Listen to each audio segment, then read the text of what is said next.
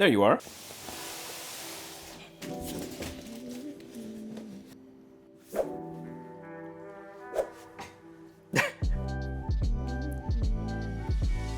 So I just realized that in a week, I'll have been back in my home country, Germany, for 1 whole year now.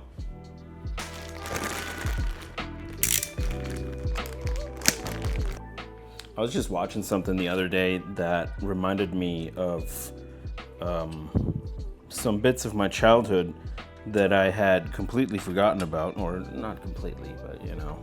I used to be super creative as a kid. I was always like drawing and writing shit and like making up these little worlds and going on these like grand adventures and shit. There's not really much of any of that in my life nowadays. It makes me a little sad to think about, you know, because like I used to have a lot of fun, and what have I been doing all these years? Definitely not having fun. I started a new job recently. Speaking of not having any fun, actually. It's actually my first job in Germany, ever. And it's also the first time that I feel like I'm being paid like real adult money. So I'm gonna keep doing this for like a little while. The only con is that it takes up like a stupid amount of time. And honestly, that is gonna be the most difficult part to deal with, because the job in and of itself is not that difficult. And it can be actually kind of fun sometimes. I just have a hard time dealing with the like lack of personal like free time outside of work. Okay, that feels a lot better. Anyways, on the flip side of all of that,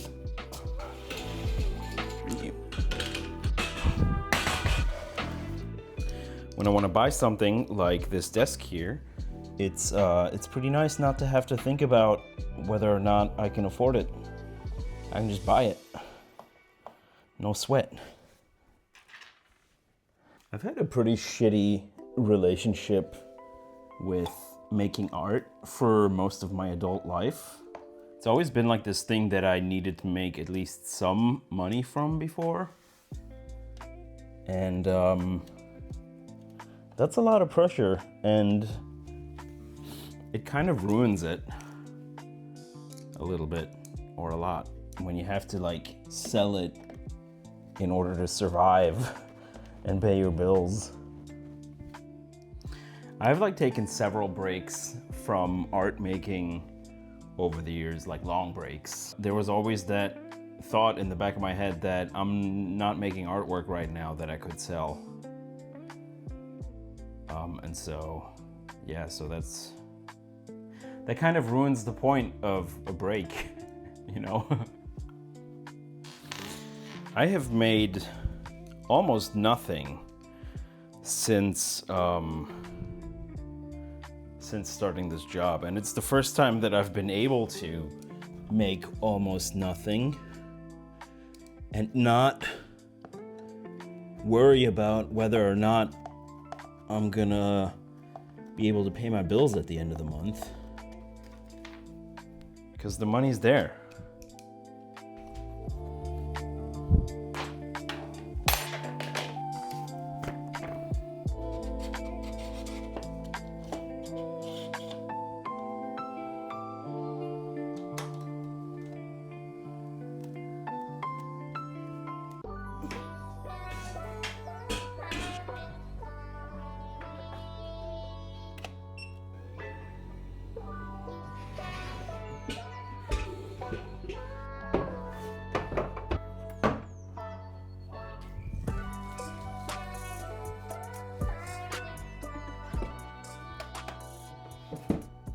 So I'm actually really stoked about having my little art making area set up here, because with as little time as I have, it's kind of difficult to motivate myself to make anything after work at the end of the day. And with having this already set up and ready to go, it's actually been great, because I come home and I just start drawing instead of scrolling on my phone. So let's actually get drawing here. So I originally got this because it was advertised as being double-sided bleed-proof marker paper.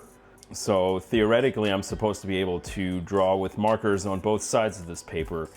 And I've already done a couple of sketches in here, and honestly, I have to say that after seeing how it takes some water-based ink on this one, I'm not so sure that I feel confident about the way it's going to take alcohol-based ink. But let's find out.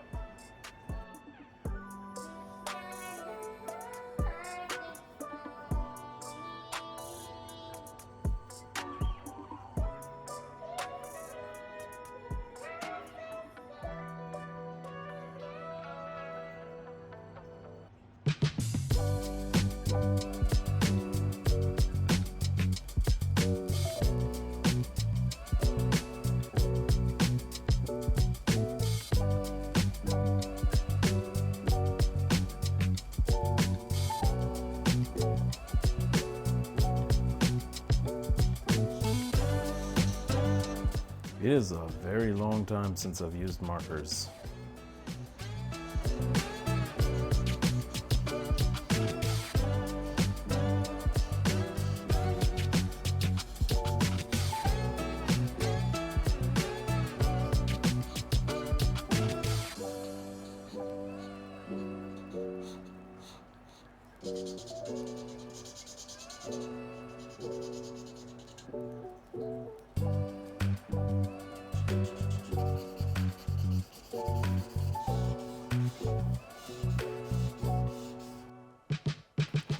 So, as you can see,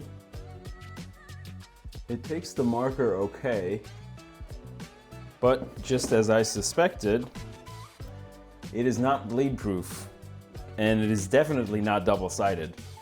To be fair, where it bled through, I did go a little bit extra hard, so under normal circumstances it probably wouldn't bleed through. And also the pages start coming out of this very quickly. So like that's cool if you want to take out individual pages and like, I don't know, frame them or whatever.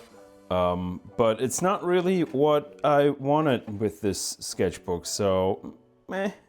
I'm not exactly sure yet what I'm gonna do with this channel, but I have some cool ideas for stories and paintings that I want to bring to life. So for the time being, I think this is just going to be like little studio updates on progress on what I'm working on. So if you're interested in finding out what comes out, subscribe and follow along.